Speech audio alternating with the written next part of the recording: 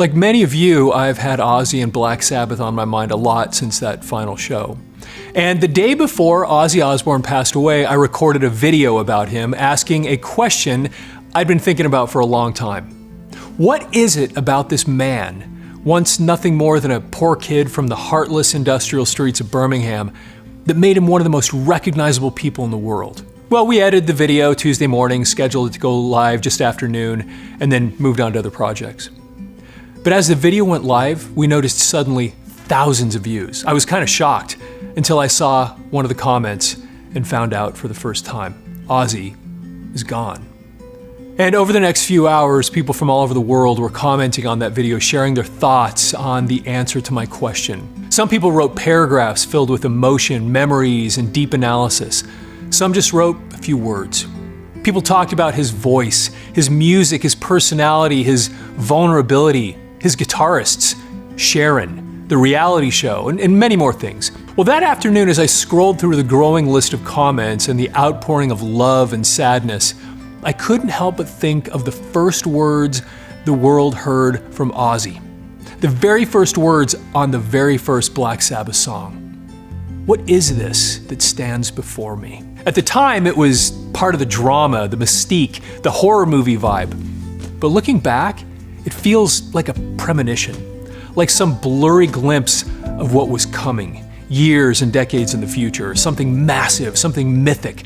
And not just for him, but an eruption that would spread across nations and across time. Now, Ozzy couldn't have possibly understood what was really standing before him when he sang those words. You know, premonition or not, those words, sung by the most unlikely of voices at the time, opened a door that would never close. You know, Ozzy didn't have a traditional rock voice. It was kind of strange, eerie, almost otherworldly, and perfect in its imperfection. It brought something unusually authentic to an unexpected world. They took the blues and turned it into thunder, capturing fear, war, addiction, and dread without flinching. And millions across the world got it. And in an instant, his voice and that music took them to the heights of worldwide fame and success. And in less than a decade, he had gone from being a kid who didn't own a decent pair of shoes to one of the most popular rock stars in the world, to a washed-up drunk kicked out of his own band. Same old story. You know, most people don't get a second act. Ozzy got a second empire. When Sabbath let him go, he could have faded away. But then came Blizzard of Oz, Randy Rhoads. You know, Crazy Train, Over the Mountain, Diary of a Madman, music that not only revived his career, it kicked it up a notch. And with budding guitar gods that he introduced to the world by his side, he became a solo icon with a whole new generation of fans. Now, for me, that's when I heard of him. Kids in school writing his name on their notebooks, chalkboards, their hands and arms, wearing shirts and jackets emblazoned with his image and name. Ozzy was the voice for the weird kid in the back of the room, the teenager who didn't fit in, for the adult who felt invisible, for the ones who were hurting, confused, angry, or just different. He was never polished, never perfect, and maybe that's part of what made people hold on to him. And the music. Ozzy is one of the few people on earth who created a song that nearly everyone has heard. You know, after watching a few of our videos last week, my mother called me and said, I don't think I've ever heard any of Ozzy's music.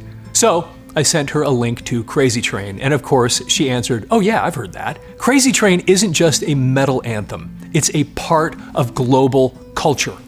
You hear it at sporting events, in nightclubs, played in cover bands, used in commercials, broadcasts, remixes. It never goes away. And that song is unique in a way that most people never notice. Because it does something truly rare in popular music, something that most people can't or won't try. You see, it switches between major and minor keys several times in the song. It's so subtle and so seamless, you almost don't notice. That subtle shift, positive and negative, light and dark, oddly mirrors the man who brought it to the world. And like him, represents all of us in some small way, the dichotomy we all have inside. And that dichotomy was part of a broader Ozzy mythology that started with bats and doves. You know, even those animals side by side perfectly represent him. As his career progressed, there were moments when he seemed like a cartoon, too bizarre to possibly be real. But there was also pain, honesty, fragility. He talked openly about addiction, about his personal demons, about fear.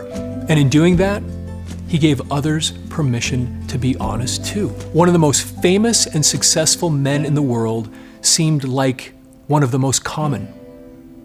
Ozzy's concerts brought that paradox to life. The music was filled with that alluring dark energy, but the vibe in the arena, it was joy. Pure, manic, electric joy. He would pace the stage like a madman. He'd put his mic on and off the stand, it seemed, 20 times a minute. He'd bounce, shout, clap his hands, throw buckets of water on the crowd. He couldn't sit still, and he didn't want you to either. All night long, he'd yell, "Let me see your hands," clap, scream, go crazy. While ministers were outside his concerts warning people not to go in, inside, there was a revival. A time to let go of your inhibitions and enjoy the unique collective energy that only he could create. And then, something no one could have imagined. He moved seamlessly and inexplicably from scaring parents in the 80s to being invited into their living rooms just over a decade later. The Osbournes turned him into an unlikely TV dad, and people loved him even more for it. The old audience and a whole new audience, and the connection grew. This time, a generational connection. And you begin to realize that connection was broader and deeper than we understood at the moment. Because behind the flaws, the imperfections, the strange behavior, there was love. You see, he didn't wait until the end of his shows to say, "We love you," like most performers. He shouted it in between songs, in the middle of guitar solos, during the loudest riffs, "I love you all." And the thing is, he meant it. It wasn't performative. It wasn't a routine part of the script for the concert. It was his kind of unique hymn of acceptance. In the middle of all that darkness, he was shining something bright. This strange, broken, beautiful man telling a whole arena of outsiders that they mattered, that they belonged. And then that final show. He couldn't pace the stage anymore. He couldn't lift buckets or move from one end of the platform to the other. You could feel his frustration. But even though he couldn't, I think all of us who watched it could see it anyway. Ozzy was a walking contradiction, a madman and somehow entirely sane, drunk and sober, chaotic and still, part of the elite yet perfectly common. He was a millionaire who never stopped talking like a working class kid from Birmingham. A devil on stage with a heart full of love. He terrified parents and became America's most unlikely TV dad. He sang of war, death, and fear, and then kissed Sharon on the forehead and told his fans he loved them. At times, he was lost and damaged, and he didn't hide any of it. And maybe that's why people trusted him. He didn't pretend to be perfect. He just kept showing up, broken, wild, hilarious, emotional. His imperfections weren't flaws, they were features. But his real legacy is the people, the fans, tens of millions of us who felt like misfits, who found meaning in his music and in his story. He not only showed the world you could fall down and get back up again, but he showed them you could fall down again and get back up again, over and over. Just keep moving. And if you do, there's a throne waiting for you. You know, as the days passed after his death, the initial premise of that first video I posted became more obvious than ever. Everyone, young and old, rich and poor, east and west, had heard of him. And that odd name, Ozzy, was suddenly on the lips of hundreds of millions of people across the world. And it occurred to me, his final purpose may have been one that nobody would have ever expected.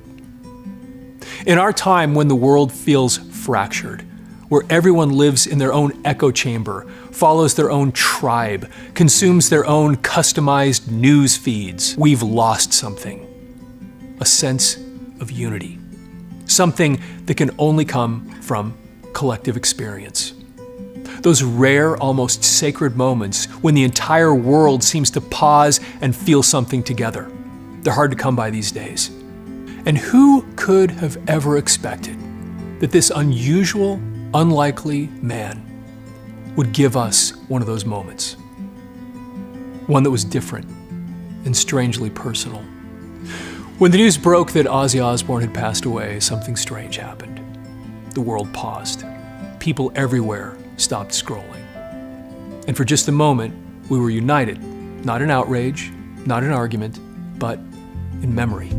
And it didn't matter how you knew him, whether he was the Black Sabbath frontman, the solo artist, the MTV dad, the TikTok meme, or just the guy your older brother used to blast through the walls.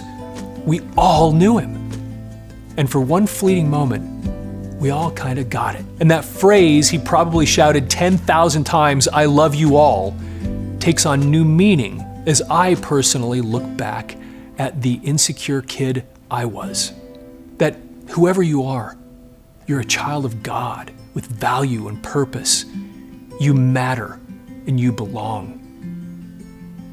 He wasn't perfect and we may never know why, but in this moment, he became the focal point of that collective experience, reminding us that for all of our differences, we are not as far apart as we think. We still have memories we share, songs we hum, legends we pass on, and once in a while, we still feel something together. And we can take to heart the most memorable words of his most famous song. Maybe it's not too late to learn how to love and forget how to hate.